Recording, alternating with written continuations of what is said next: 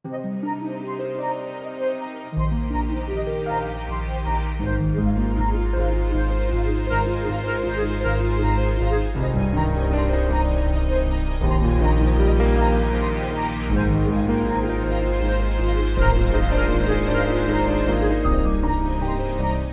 labu laiku atsākusies grilēšanas sezona, un grilēšana, tā ir ēšana ārā, tie ir ne tikai vēderprieki, bet arī emocionāla labsajūta.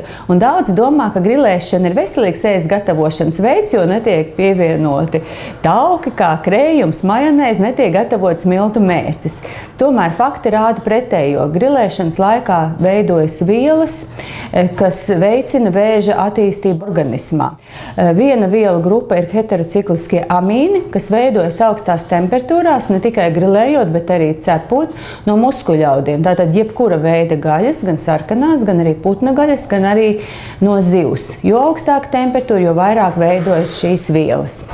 Otra vielu grupa ir policikliskie aromātiskie ogļūdeņraži, un šīs vielas veidojas no jebkuras organiskas vielas, to starp arī no oglēm un malkas. Tad grilējot, tauki nopild piemēram uz malkas un augstās temperatūrās veidojas gāzes, kas satur šīs potenciāli bīstamās vielas, kas nogulsnējas gaļas ārpusē. Un šīs vielas veidojas uz visiem produktiem, ne tikai gaļas, bet arī dārzeņiem un augļiem.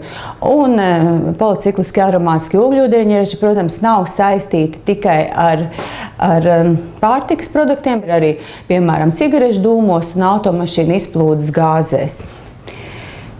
Ko tad darīt? Kādi būtu ieteikumi? Pirmais, protams, grilēšanai nevajadzētu būt ikdienas nodarbei.